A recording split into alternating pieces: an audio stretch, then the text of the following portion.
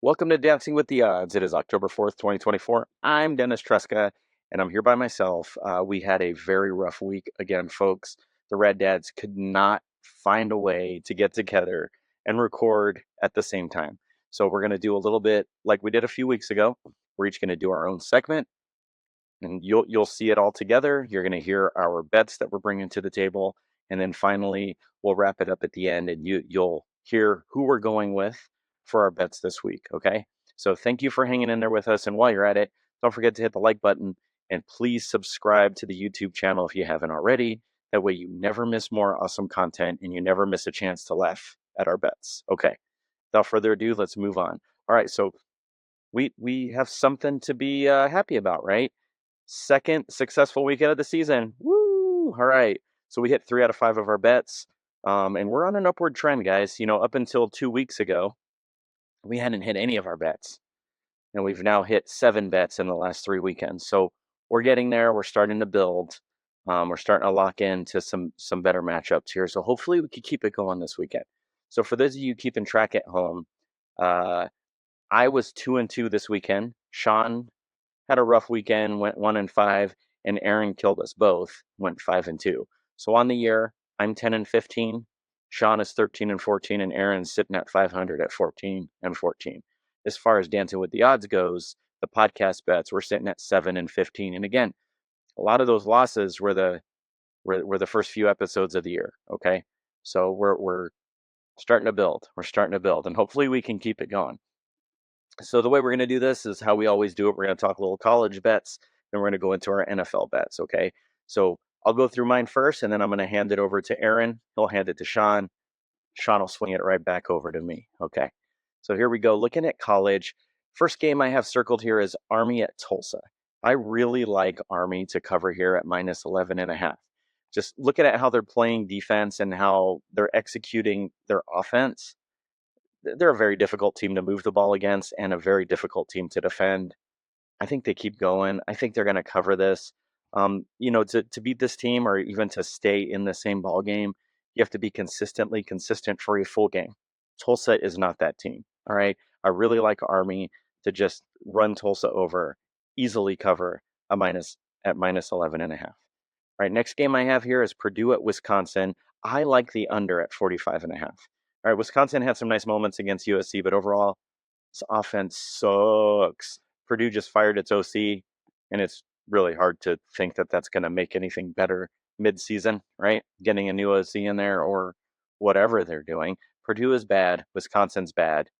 Mostly on offense for both teams. Go with the under 45.5. Third college game I have is Navy Air Force. Okay, so the over-under is 36.5. I still like the under. Here's the deal. The under is 44-9-1 whenever any service academies play each other, dating back to the 06-07 college football season. It's an 83% cash rate. So I'm not doing anything different until they prove me wrong, all right? This is like the best retirement strategy for anyone in the last 20 years. You don't even need a 401k whenever you have option offenses. Okay. We're not talking about, and I said in the last 20 years, we're not talking about Nebraska in the 90s. They ran the option to perfection and ran up the score. Everyone knows that, but that was a fluke, right? Notice they're not doing it now. All right. Going into the NFL. First game I have here is the New York Jets at Minnesota. I like Minnesota to cover. I can't believe it's only minus 2.5. Are the Vikings the best team in the NFL? This is completely shocking to me. They're playing great. The only time the D gives up any points, it seems like, is during garbage time. Brian Flores' D is just playing extremely well. I don't think the Jets are for real. There's a lot going on there. I don't know if it's Rodgers. They've only produced 8 offensive touchdowns with Rodgers this year. Garrett Wilson is like non-existent. Jets D overrated. You can run all over them. I expect this to be at least 7 to 10 point win for Minnesota. Other game I got here, Baltimore minus 2.5 at Cincinnati. Baltimore just coming off that big win with Buffalo. Cincinnati's bad. They're a little desperate, but I think Baltimore's really good. They're a very good team. Lamar Jackson is awesome. I think he's going to run and pass all over this horrible Cincinnati defense. And Ravens are 4-2 against the spread in the last 6. It's just it's going to be ugly. This is another one kind of like the Jets game, the Jets of Minnesota game. I think the spread is too small. And another thing here, Jackson is he played college near there, right? So he knows a lot of people. It's almost like a homecoming. It's gonna be showtime. Hope you have him on your fantasy team this week because he's gonna light it up. And then kind of going forward for my third bet that I like, stick it with Lamar Jackson here. Big surprise. I like the over on rushing yards for him, 53.5. Okay. Lamar has run wild on the Bengals throughout his entire career, and the Cincy D line is low on gap stuffers. They're not very good. They have huge issues right now versus the run. The Ravens are averaging 5.9 yards a carry with Lamar on the field ever since 2019 versus Cincinnati. So it's going to continue. Jackson has gone over 8 times versus the Bengals in his career, and he's on 5 in a row. So I'm looking to make this 6 in a row for over rushing yards at 53.5. All right, those are my bets. I'm going to hand it over to Aaron. Take it away, Aaron. Thanks, Dennis. Hey, everybody. AP here for another episode of Dancing with the Odds. We're doing it a little silly again this week because, let's face it, we're silly. So I'm going to jump into it right now with my college picks. The first one that I'm going to go with, Navy and Air Force, under 36.5. This is a typical service academy game. Traditionally, they're going to be low-scoring games. Both teams run the ball nearly 80% of the time. The last 3 games between these two teams have been 23, 23, and 16 total points scored. I like the under at 36.5. Next game that I got, Michigan, a 1.5 underdog at Washington. Michigan starting to find itself by winning against USC. They may have sparked a little bit of life. That offense kind of came alive a little bit. I expect them to have a little bit more fight than they have shown against Texas. I look for it to be a game like the USC game. I expect that Michigan's going to come out, probably win the game straight up, but I like them at plus 1.5. Washington's coming off of a Friday loss to Rutgers. Rutgers is traditionally not a good team. We'll find out how good they are, especially as Nebraska fans here this weekend. And the Huskies are 3-7 against the spread in the last 10 games, coming off of a straight up loss. So I would look for Michigan to cover 1.5 here at Washington. I'm going to go over to my NFL bets. I'm not going to throw a bunch of stuff at the wall to see what sticks this week. We're going to keep it short and simple. In the NFL, I like Minnesota.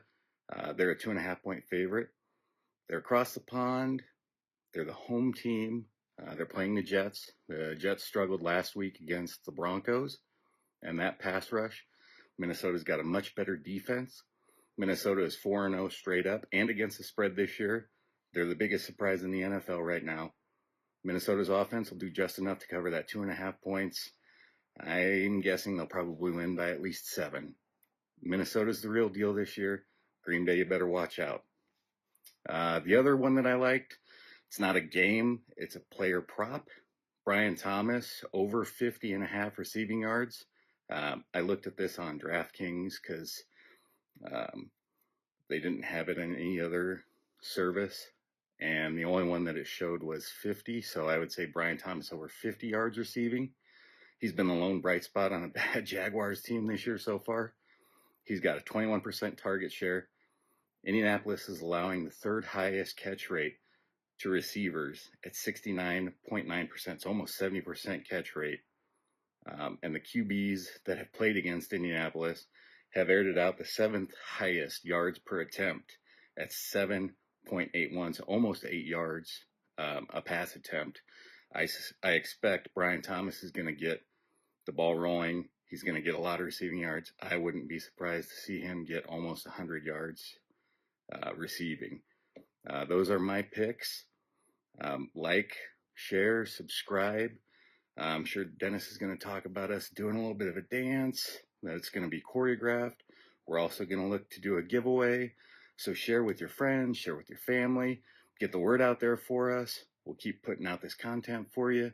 Thanks for listening, and I'm going to send it over to Sean. Hey everyone, Sean here. Sorry we couldn't get everyone together this week, and thanks to Dennis for showing us his bets for this week. We've had some pretty good success here the past couple weeks. We're about 50% last week, so I'm hoping to keep that streak up this week. I had a pretty rough week myself last week, but hey, that's betting, that's gambling, that's how it goes. So this week for college, the two bets that I like the best. One, I've got Tennessee over Arkansas minus 13.5. Tennessee's a great team this year. Arkansas, they've hung in there with some good teams, but I think Tennessee's just going to be too much for them this week. And then I also have Clemson minus 14.5 against Florida State. Florida State this year is just downright awful. And Clemson looked really solid against North Carolina State. I think this is something that is going to lead to probably a blowout, in all honesty, of Florida State. I just don't think their defense can hang with Clemson's offense. So on the pro side of things this week, I've got Miami against New England under 36.5. Both teams' offenses are just sputtering at this point in time, especially Miami with Tua out. I just don't see them scoring a whole lot of points on either side of the ball for either team. And then lastly, I've got the Commanders money line against Cleveland. This is hitting at minus 176 right now in FanDuel. I think that's an underrated line. The Commanders are looking really solid. Jaden Daniels is playing some pretty solid ball for being a rookie, and Cleveland's just been hit or miss. And so I really like the money line for this. We'll see what the rest of the guys think. I'll send it back over to Dennis. Thanks, everyone. We'll see you soon. All right. Thanks, guys. Appreciate you guys sharing your bets. So now you've heard everything. We all came to the table with the bets we like this week. And on the side, we came together. We decided on 4 bets that we like, 2 in college, 2 in the NFL. So without further ado, here are the bets for Dancing with the Odds for this week.